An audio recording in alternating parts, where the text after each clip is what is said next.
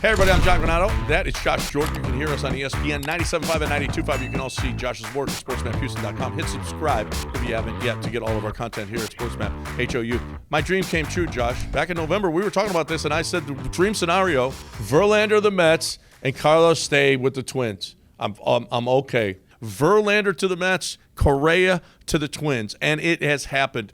I guess we found out from Carlos Correa that it was all about money. He could have been lesser years, less money with the Astros, lesser years, less money with the Mets. He went for the contract, and you know what? I can't blame him. It's his life. It's his money, but we know that the number one thing is not winning.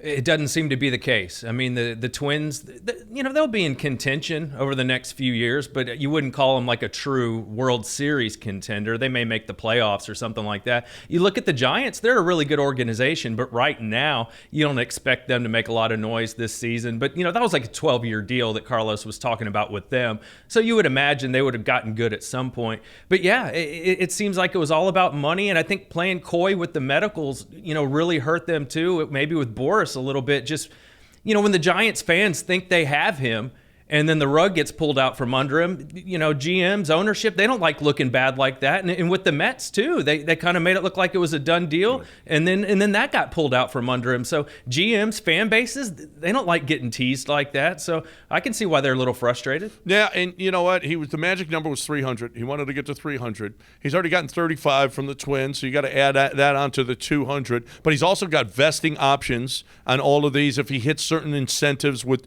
number of at-bats, with World Series MVPs or Golden Glove, Silver Slugger, all of these things. They vest, so he could get to his $300 million number. He was never getting that with the Astros. He just wasn't. And I can't blame. I mean, it's about status. And Carlos do you believe he should have status as one of the best shortstops in the game?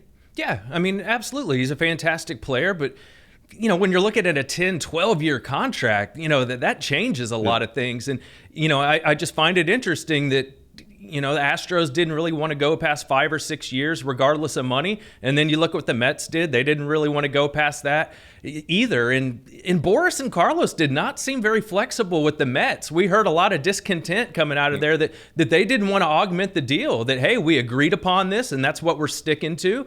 And then when the Mets tried to go back and change the deal, they weren't having it. Well, the Mets were ridiculous, though. If my source told me the Mets were telling him, hey, if he goes on the 10-day DL with an ankle injury, it voids the contract. And that, which is, anybody could sprain an ankle. Yes. Now, that ankle looks terrible, apparently, like really, really bad in MRIs and x-rays. So I can certainly see where teams would have a real issue with him. But he's never had an ankle problem. But now, is it going to be degenerate? Is it going to last for 12 years? I think they all did the right thing by not signing him to that long deal. And I think you're doing the right thing if you look at this. What?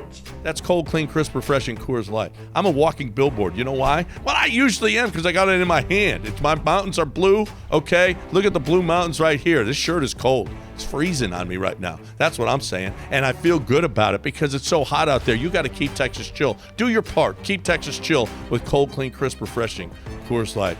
Now, so much for, and I've never believed this. Jim Crane has been paying a lot of money to a lot of people. He has made huge moves. He's gotten titles here. But people, oh, you're so cheap. Pay Carlos his money. Pay that man his money. Well, when we know about the ankle concerns, wouldn't you rather pay Abreu with this short-term contract than give Carlos a 12-year deal? 100%. I mean, there's so much less risk there, and you really needed that help at first base. And I know, hindsight 2020, you know what you have with Jeremy Pena now at shortstop. So that changes things. But I find it interesting that, that 5 years, 160 that the Astros offered ended up being more than the guaranteed money in years that the Mets offered him once they got a look at the medicals. So Jim Crane was actually willing to pay a little more than Daddy Warbucks, Steve Cohen. So absolutely, I like exactly where the Astros are. I love Abreu. I think he's going to have a big year. I mean, this is a guy that won the MVP a couple years ago, and getting into Minute Maid Park, I think it's fantastic. Jim Crane's a great owner. I think that narrative it needs to go away because it was never accurate. No, 5 years, 160 was the Astros offer, which is smart. That's $32 million a year. He's getting $33 million a year from the Twins on a 6-year. I mean, honestly, it's apples and oranges. Now, he does have vesting options, which he wouldn't have had with the Astros, but we don't know that he wouldn't have gotten, more money from the Astros. He wouldn't have signed another contract, depending on what happens with third base with Bregman. He is, obviously he can move to third base, and it might be the best move for him in the long run anyway. But the Astros, stop already. Not cheap. They offered Carlos, and it's all worked out the best for everybody except Carlos, who has to play in Minnesota.